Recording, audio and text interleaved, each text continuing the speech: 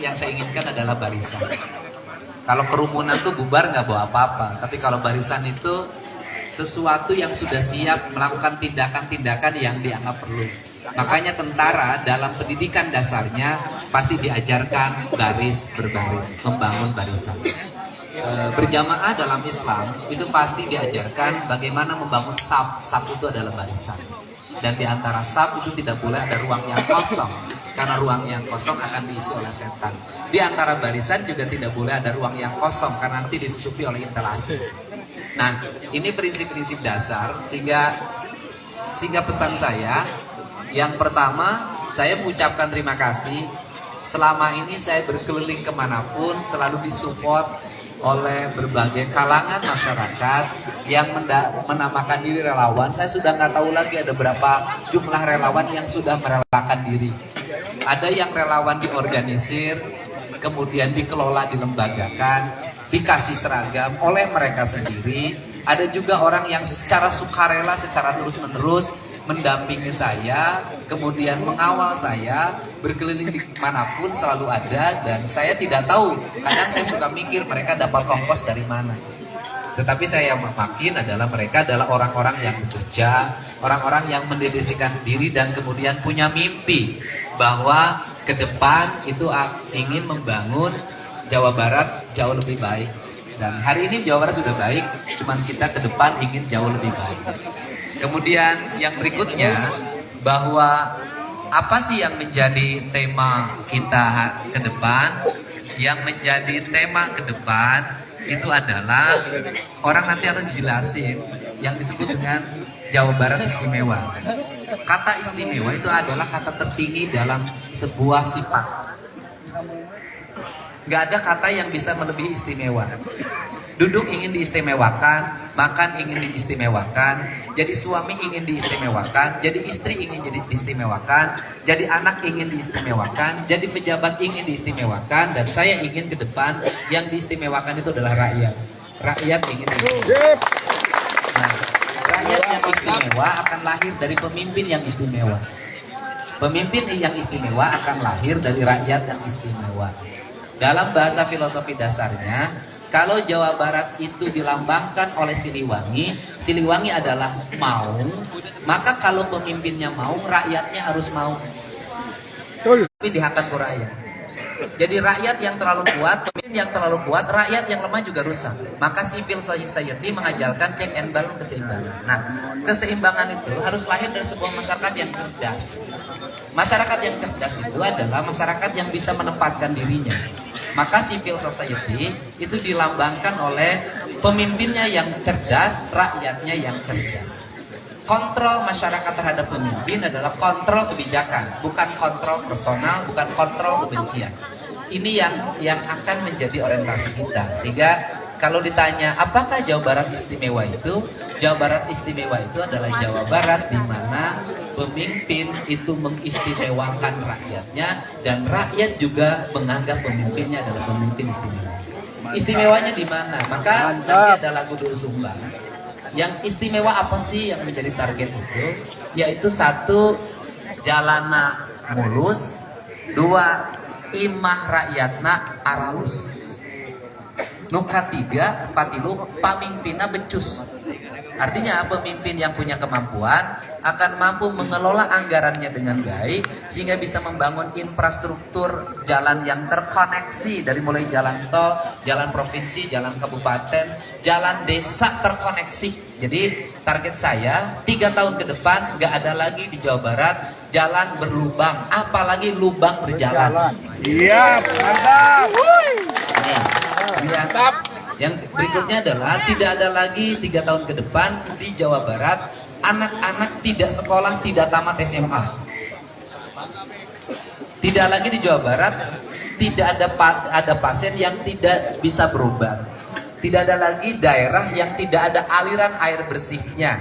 Tidak ada lagi rumah yang tidak ada toiletnya dan kamar mandinya. Tidak ada lagi masyarakat yang kemudian harus mendapat layanan dari pemerintah, harus ngemis-ngemis. Nggak bisa. Ini nanti akan terkoneksi dalam sebuah sistem yang sudah saya rancang. Nah, kemudian isu yang sekarang yang paling dekat itu adalah bahwa 3-4 tahun ke depan di Jawa Barat tidak ada lagi kok problem sampah, karena saya berencana membangun pembangkit listrik tenaga sampah di 5 ekskursidenan. Mantap. Kemudian nanti juga saya ingin membangun laboratorium di setiap kecamatan sehingga rakyat bisa mengakses pemeriksaan kesehatannya dalam setiap waktu free di mana negara melayani. Kemudian konteks hari Jawa Barat masih tinggi, angka kematian ibu dan anak, itu akan saya serahkan sepenuhnya tugasnya kepada desa dan istrinya yang disebut dengan PKK. Saya akan menyimpan anggaran di situ dan anggarannya langsung nanti dikontrol berdasarkan jumlah kasus. Jadi bukan 100 juta habis dalam setahun, tidak. Kasusnya berapa di desa Anda, mana bukti pertanggungjawabannya. Semuanya akan dibangun seperti itu. Ini yang dibangun sistemnya, dan kemudian tidak lagi orang berteriak. Kemudian berteriaknya apa? Berteriaknya bantuan sosial, yang punya motor dapat bantuan, janda 7 kali tidak dapat bantuan. Ini yang nanti akan dievaluasi, saya akan usulkan ke Mensos untuk dilakukan revisi terhadap penerima bantuan. Tetapi yang menerima bantuan harus menjadi civil society, dia tidak boleh menjadi orang pemalas. Dia tidak boleh menerima bantuan berhenti bersawah, berhenti mencuci. Nanti penerima bantuan akan dikasih tugas di lingkungannya, dia harus nyapu, dia harus membersihkan halaman, dia harus melakukan aktivitas-aktivitas menanam pohon dan sejenisnya, sehingga dia produktif. Kenapa? Karena orang yang terus-terusan diminta bantuan akan bermental miskin selamanya. Ini problem di Jawa Barat. Ini problem.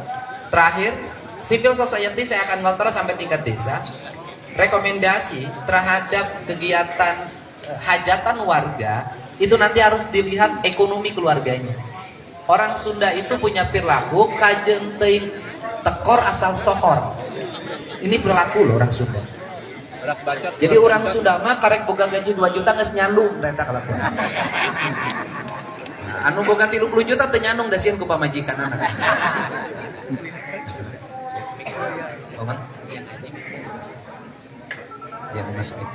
Nah, ini yang menjadi concern kita. Bagaimana nanti para kepala desa kalau ngeluarin izin rame-rame untuk hajatan, ditanya modal hajatannya dari mana.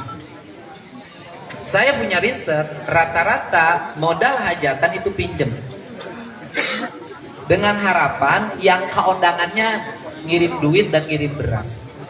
Begitu beres hajatan, duitna teu mahi, beasna teu cukup. Akhirnya sawahnya disita atau pergi menjadi TKW. Ini problem. Ketika pergi jadi TKW, pulangnya sedih lagi karena uang yang dikirimnya oleh suaminya dipakai kawin lagi. Ini problem dan ini realitas. Nah, ini yang akan jadi concern kita karena pemimpin harus menjadi pengendali. Dan terakhir, gubernur itu nggak punya wilayah. Karena yang punya wilayah itu bupati wali kota. Yang punya rakyat itu kepala desa. Nah, gubernur itu tugasnya sebenarnya mengorkestrasi. Karena mengorkestrasi, maka gubernur nanti akan melakukan orkestrasi anggaran pada tingkat teknis detail.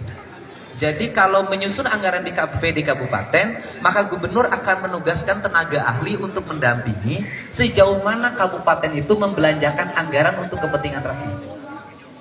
Maka dievaluasi gubernur akan melakukan kontrol bahwa di daerah Anda problemnya adalah sekolahnya rusak, sanitasi lingkungannya buruk, jalannya jelek, puskesmasnya tidak sempurna. Maka berdasarkan data BPS itu, saya akan mengajak bupatinya untuk bicara.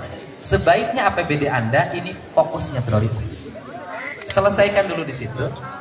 Nanti yang bagian lain yang Anda tidak mampu, maka provinsi akan mengalokasikan untuk itu. Sehingga saya targetkan seluruh infrastruktur dasar masyarakat seperti sarana pendidikan, sarana kesehatan, sarana air bersih, sarana jalan, sarana irigasi, saya targetkan selesai dalam waktu 3 tahun tuntas seluruh Jawa Barat.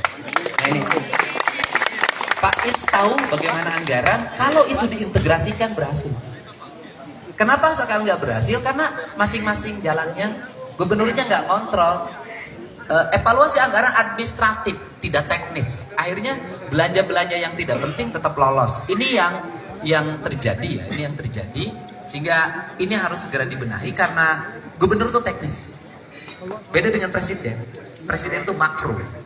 Gubernur tuh udah mikro, gitu kan? Bupati wali kota lebih mikro lagi. Nah ini penerjemahannya harus seperti itu, harus terperinci, kemudian nanti terkelola sehingga ke depan teman-teman DPRD mungkin nanti kita akan bikin standarisasi. Namanya bantuan gubernur itu didasarkan pada apa tolak ukurnya? Ruas wilayah, jumlah penduduk, tingkat kemiskinan, tingkat ketertinggalan pendidikan, angka kematian ibu dan anak, itu yang akan jadi standar. Itu standar ini. Standarnya itu dulu. Yang lain-lain adalah tambahan. Terakhir, lomba. Setiap tahun pemerintah provinsi bikin lombanya banyak. Dan ketika ada lomba di desa itu rata-rata ngeluh. Kenapa? Yang menilainya banyak, yang kontrolnya banyak, hadiahnya cuma selebar kertas dan piala. Sehingga desa menjadi ujung tombak. Nanti saya mah satu saja. Lomba desa cukup 1 kali dan 1 tahun, gak ada lomba bikin lomba.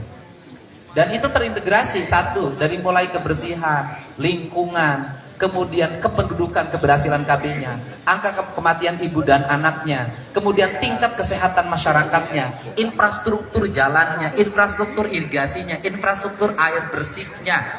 Ini fokus totalitas apa yang menjadi kebutuhan dasar pembangunan menjadi satu penilaian. Maka juaranya setahun cuma sekali. Dengan satu saya akan buat stimulus juara pembangunan desa di Jawa Barat mendapat stimulus pembangunan 10 miliar dalam setiap tahun. Nanti di kabupaten suruh bikin lomba, stimulusnya 1 miliar. Di kecamatan suruh bikin lomba, stimulusnya 100 juta atau 200 juta. Kalau ini digulirkan, saya yakin kepala desa tidak akan ada yang meninggalkan desanya. Kenapa? Karena dengan dia berbakti mendapat stimulus dari negara. Ini yang akan menjadi role-nya. Dan kemudian juga ke depan ya jangan kaget juga kalau tiba-tiba gubernur sudah ada di ruang dapur warga. Karena kontrol itu akan saya lakukan karena saya ingin negeri ini baik. Desa-desa tertata dengan baik. Dan kalau seperti ini, maka Jawa Barat itu menjadi satu kesatuan. Karena dulu juga Jawa itu alamnya alam pajajaran, maka berjajarlah daerah-daerah otonom sebenarnya. Nah nanti itu berjajar. Daerah otonom itu apa? Desa itu daerah otonom, kabupaten itu daerah otonom berjajar. Semuanya harus punya kesetaraan, keseimbangan, keadilan. Dalam bahasa filsafat Sundanya, gemah ripa, repe, rapi. Nah, gitu. Nah ini yang dapat saya sampaikan. Dan nanti di depan di tempat acara sebentar lagi nanti juru bicara saya selain Kang Is nanti ada Kang Sule akan mengumumkan tim pemenangan Dedi Erwan atau Dermawan dan nama timnya adalah Barisan Gawe Rancage. Ini barisan. Kemudian pesannya adalah yang di relawan termasuk di partai nanti dikelola dengan baik. Daripada kita alut-alutan, kita ini kan lut kadi. Saya menyarankan relawan itu sekarang nanti lapor sama ketuanya di mana domisilinya, di mana TPS. Maka tugas relawan satu aja, nggak usah alut-alutan, sudah aja bina TPS. Jadi saksi di situ. Siap. Mendaftarkan diri. Ya kalau misalnya ada satu TPS, 2 3 TPS ya sudah jadi saksi di situ. Kemudian nanti saya akan melihat di TPS itu siapa yang paling tinggi, relawan mana yang megang. Karena kita sulit mengidentifikasi kalau kita relawan tidak pernah terdaftar di TPS-nya di mana. Kan susah, Pak. Jangan-jangan jadi relawan atau jadi pendukung Deddy Mulyadi